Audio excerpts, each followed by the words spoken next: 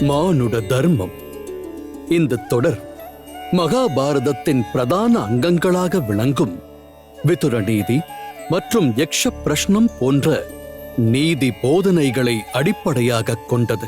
இதுல முதலில் விதுர நீதி சொல்லும் நெறிகளை காணலாம்.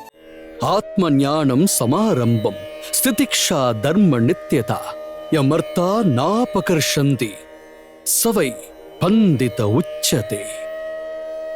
பிறவி பயன் தொடர்பான அறிவை பெற்றவர் எவரோ அவரே அறிஞன், பண்டிதன், கற்றுணர்ந்த மனிதன்.